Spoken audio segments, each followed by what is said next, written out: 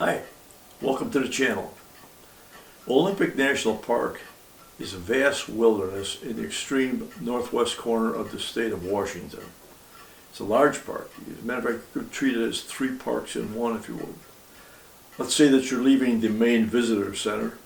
Most likely you're going to be embarking on the 17-mile road up to the Hurricane Ridge Visitor Center, where you're going to be treated to a spectacular panorama of the ice and snow-covered Mount Olympus and the Olympic range stretching beyond.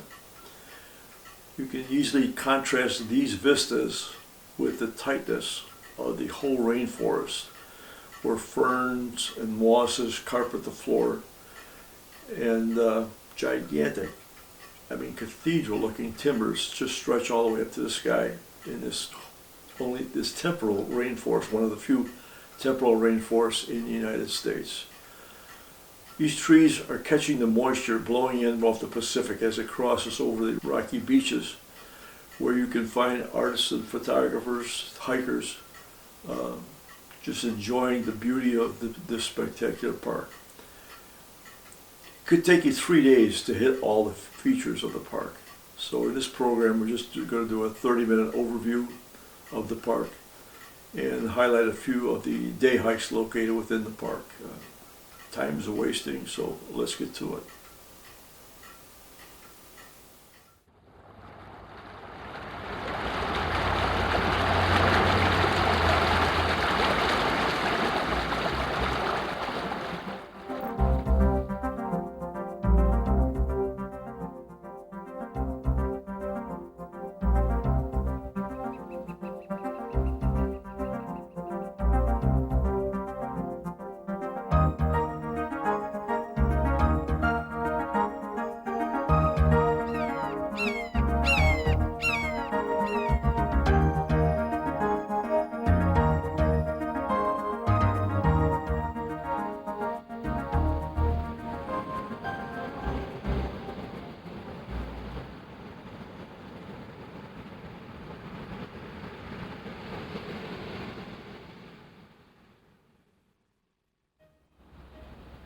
The largest body of water in the world, the Pacific Ocean, meets the western shore of the United States here, in the extreme northwest corner of the state of Washington. Inland from the remote, thickly forested and often fog-shrouded coastline of the Olympic Peninsula, a coastal range of mountains rises abruptly just beyond the dense forests that extend down to the shoreline. It is this unique combination of shoreline, forests, and mountains that is celebrated within the borders of Olympic National Park. The rocky beaches are littered with weathered logs that have been washed up onto the shore by storm surges. Just offshore, the shadowy shapes of sea stacks tower above the relentless waves that continue to erode these stark sentinels that are situated at the very edge of the continental landmass. Inland from the beaches, prevailing westerly winds transport tons of Pacific moisture up and over the mountains of the Olympic Peninsula. As the moisture rises over the peaks, it condenses and falls onto the ridges and valleys of the western slopes.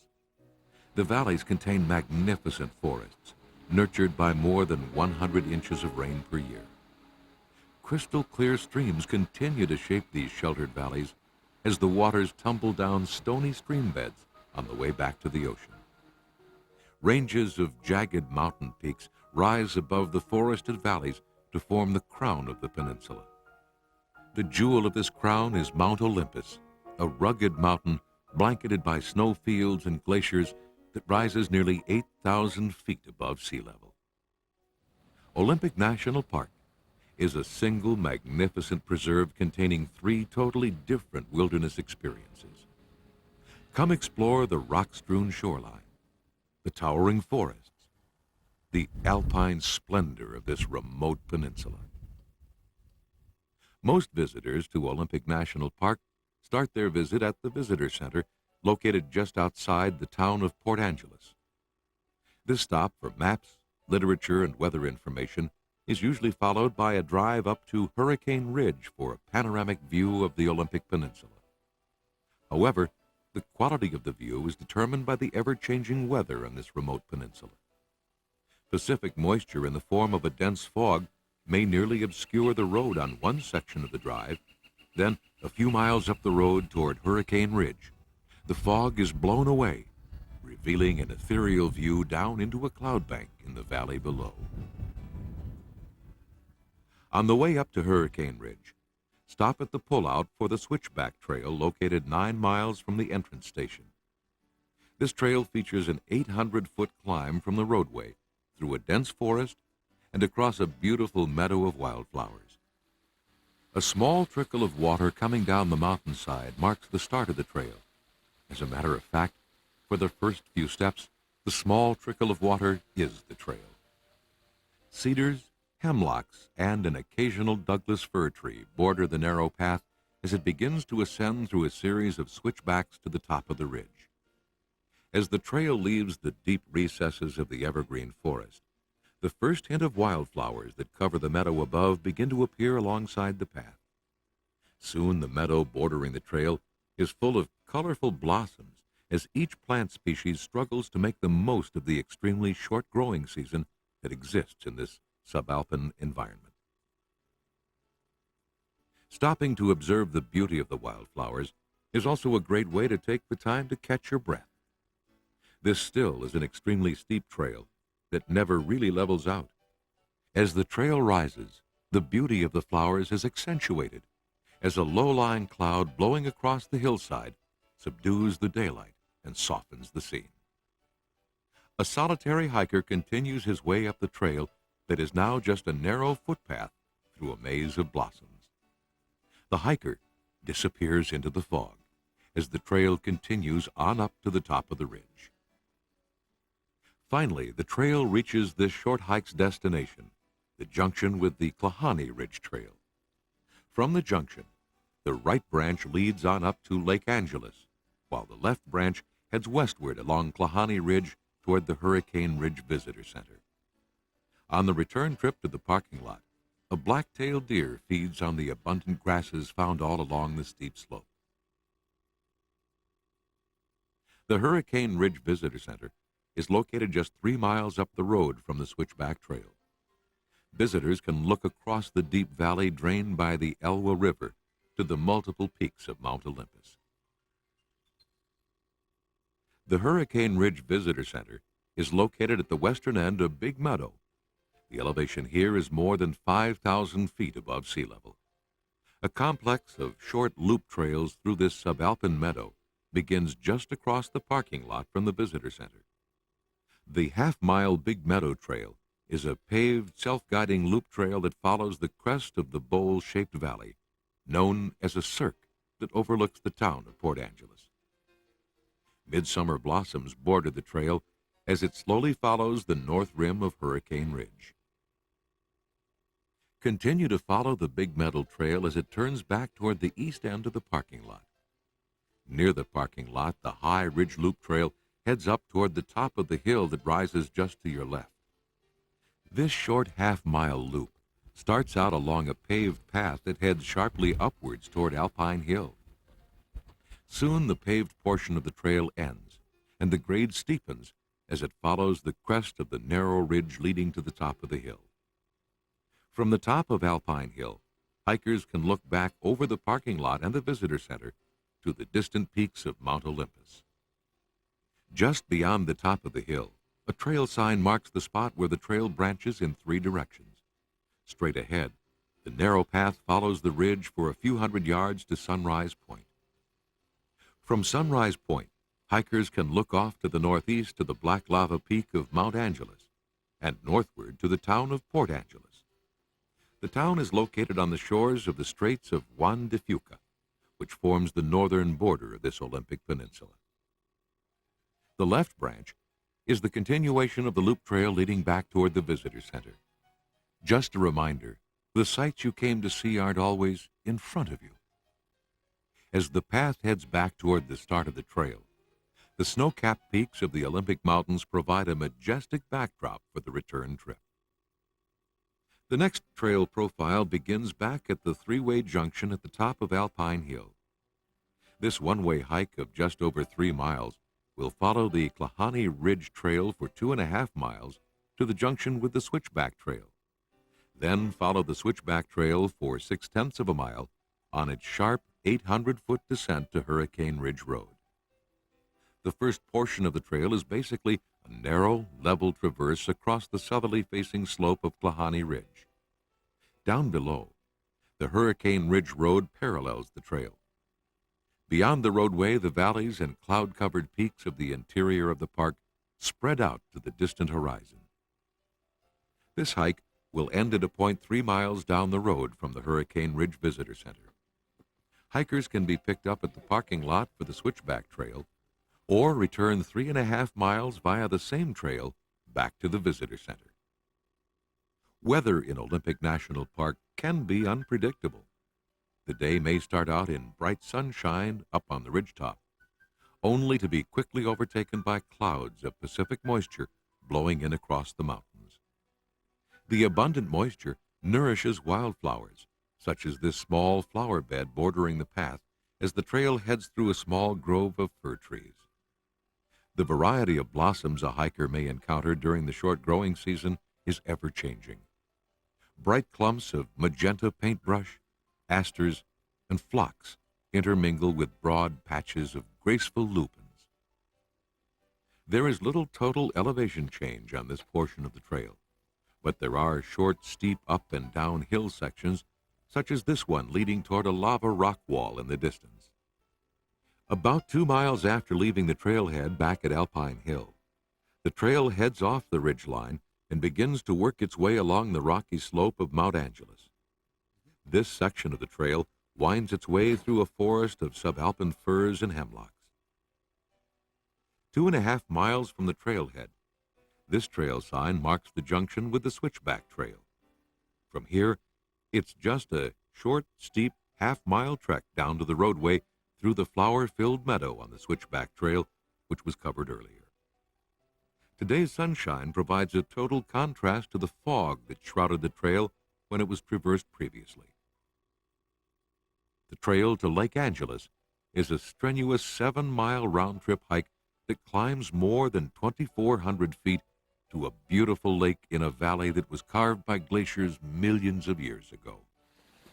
The trail is popular both with day hikers and also with hikers planning to camp overnight on the pristine shore of Lake Angeles. At the start of the trail, the ground is covered with a dark green carpet of ferns. Soon the green seems to cover everything as it spreads out to include the soft covering of moss on the boulders found along this lower portion of the trail. A log bridge spans a small stream that tumbles down the mountainside. The sparkling clear water rushes past rounded rocks and decaying tree trunks as it cuts across the trail. As the elevation changes, the nature of the forest also changes. Douglas fir and western white pine give way to stands of Alaska yellow cedar and mountain hemlocks. The decaying trunks and limbs of cedar trees impart a reddish hue to the path as it continues to climb toward Lake Angeles. Near the top of the trail, the dense forest begins to give way to small clearings.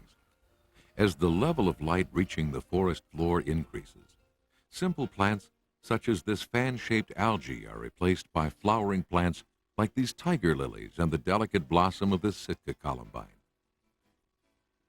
The sign marking the junction with the Heart of the Hills Trail is just a few steps away from the lake. As luck would have it, a fast-moving cloud tumbles over the ridges surrounding the lake, mingling with vapors rising off the surface of the water that nearly obscure the small island located in the middle of the lake. As the cloud begins to lift, the picturesque shoreline is reflected through the remaining vapors still being given off by the clear waters of the lake.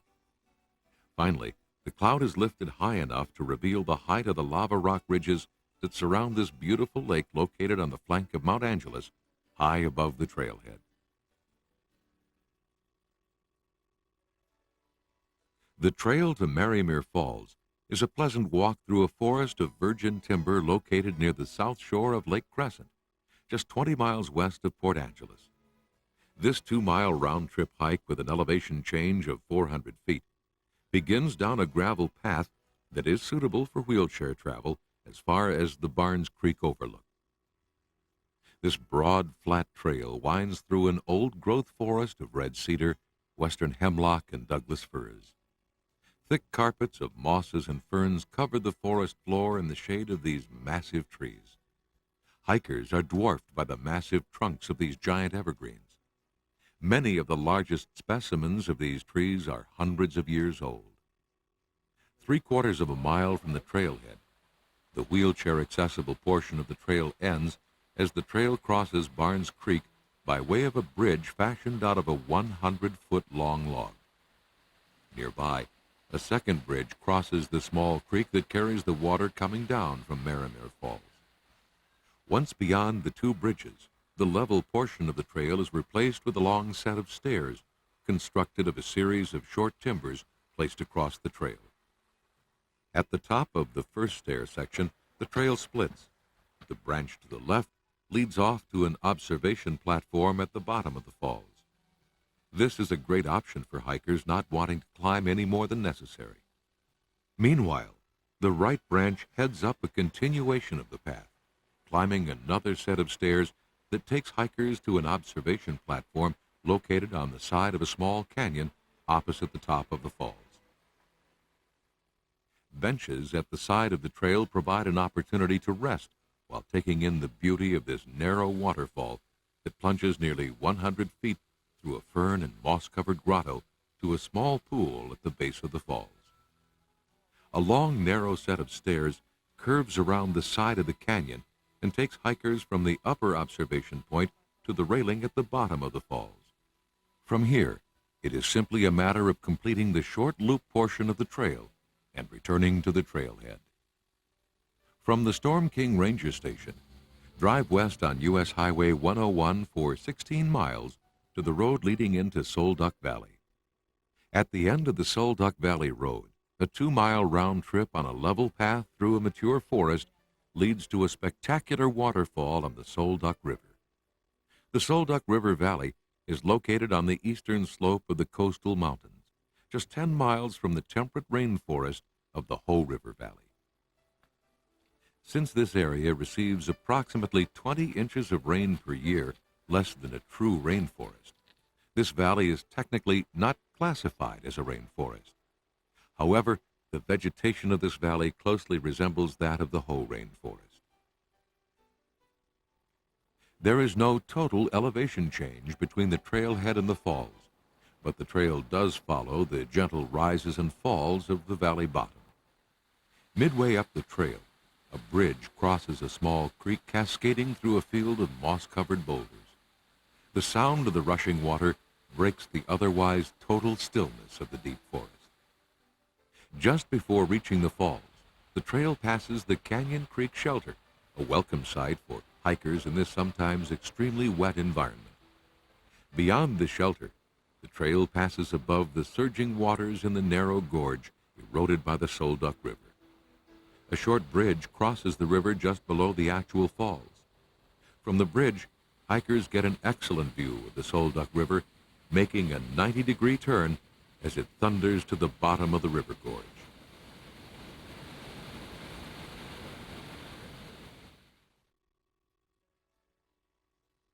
"90 miles from Port Angeles, near the western edge of the park, the Hoh Rainforest Visitor Center provides an introduction to the wonders of one of the few temperate rainforests in the world.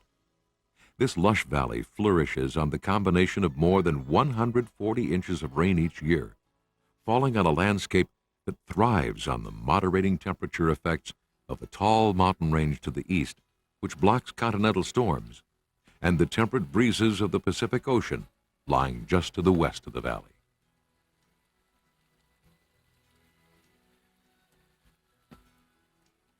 There are two short loop trails that originate near the visitor center, the 3/4-mile loop called the Spruce Trail and the more frequently utilized half-mile loop through the Hall of Mosses. Giant stands of western red cedar, Douglas fir, and Sitka spruce rise above the matted forest floor. The ground itself is covered with a thick blanket of mosses, ferns, and other ground covers. Competition for space in the rich soil is so fierce that many forms of plants known as epiphytes have taken to growing on the trunks of trees, both living and dead.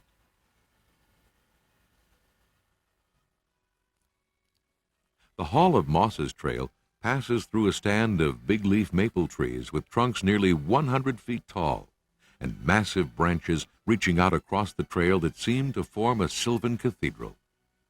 The entire tree can be covered with ferns, lichens, and mosses, all living in a symbiotic relationship. Each plant provides some form of support, either nutritional or actual physical support for the other species in this marvelous natural web of life. Throughout the rainforest, look for mature trees growing in short rows. The seedlings of these trees took root in the decaying trunk of a fallen tree, or nurse log. As the nurse log decayed, the young tree's roots grew around the nurse log and then down into the soil.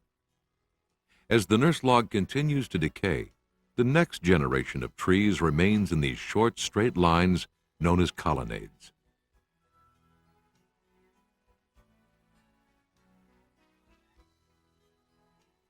Sometimes a sense of scale is hard to establish in a place so full of superlatives.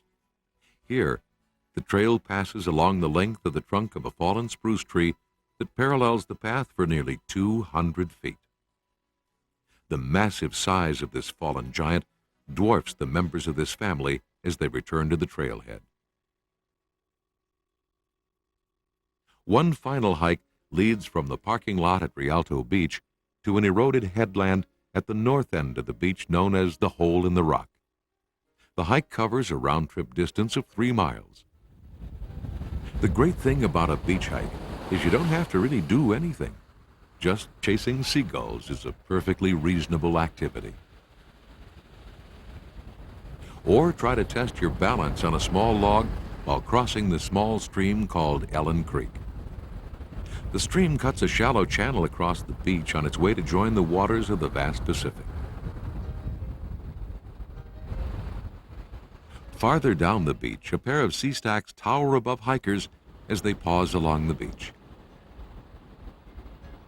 Just beyond the sea stacks, about 1.5 miles from the parking lot, hikers reach the formation known appropriately as the Hole in the Rock. It is possible to continue up the beach by walking through the eroded opening in the rock, but only at low tide. Read and heed published tide tables that are available at the trailhead. This marvelous peninsula, framed by mild Pacific waters and washed by gentle Pacific winds, is a special haven. We are the stewards of these forests, these mountains, and these waters. Come celebrate the beauty of this remote wonderland, a unique storehouse of natural treasures that we all must preserve for generations yet to come.